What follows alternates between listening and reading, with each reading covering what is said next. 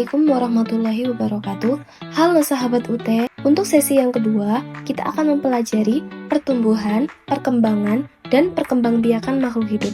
Setiap makhluk hidup melakukan pertumbuhan dan perkembangan. Pertumbuhan merupakan proses yang ditandai oleh adanya pertambahan ukuran, volume, dan berat suatu organisme. Sedangkan perkembangan secara umum merupakan suatu proses menuju keadaan yang lebih sempurna. Pada proses perkembangan ini, terjadi proses-proses diferensiasi sel.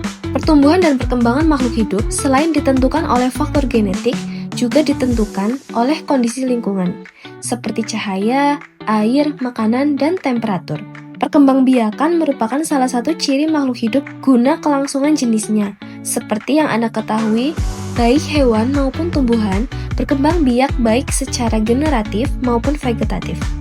Perkembangbiakan generatif terjadi melalui proses perkawinan, sedangkan perkembangbiakan vegetatif terjadi melalui berbagai cara seperti membelah diri, bertunas, fragmentasi pada hewan rendah, sedangkan pada tumbuhan dengan menggunakan akar rimpang, geragih, dan umbi.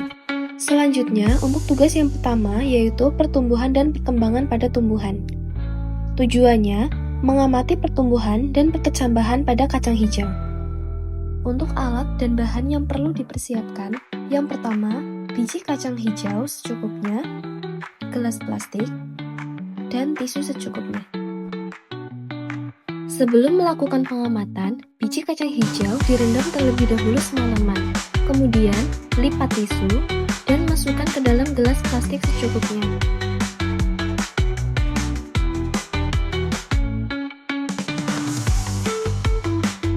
Masukkan biji kacang hijau ke gelas plastik tersebut dan sisipkan.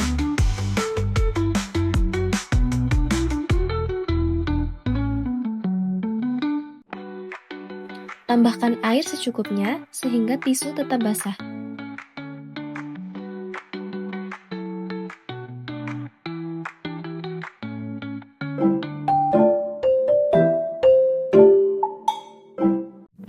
Kemudian, simpan di tempat terbuka dan amati pertumbuhannya. Pada hari pertama, terlihat jelas beberapa biji kacang hijau, ada yang sudah terlihat akarnya dan ada yang belum. Akarnya sekitar berukuran 0,2 cm dan batangnya 0,3 cm.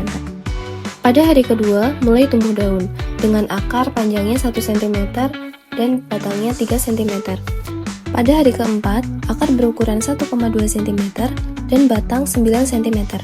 Pada hari ke-10, akar berukuran 1,5 cm dan batang 18 cm. Pada hari ke-14, semua struktur kecambah normal, mulai dari radikula, epikotil, hipokotil, dan klumula sudah muncul. Setelah melakukan pengamatan, dapat disimpulkan bahwa merendam biji kacang hijau dengan air semalaman akan membantu mempercepat proses tumbuhnya kecambah. Air yang disiram ke biji berguna untuk melunakkan kulit biji dan menyebabkan pengembangan embrio dan endosperm, sehingga menyebabkan kulit bening menjadi pecah. Biji perlu direndam supaya sel-sel yang ada di dalam biji dapat aktif tumbuh.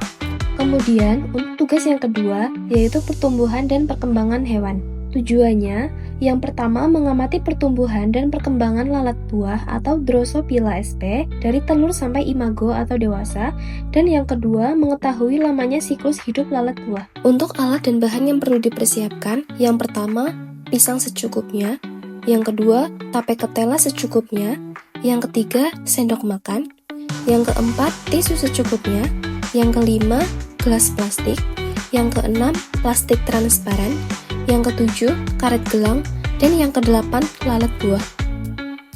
Caranya yang pertama, haluskan pisang dan tape ketela secukupnya. Kemudian lipat tisu dan masukkan ke gelas plastik. Setelah itu, masukkan alat buah ke dalam gelas plastik, kemudian tutuplah gelas plastik dengan plastik transparan dan ikatlah dengan karet gelang.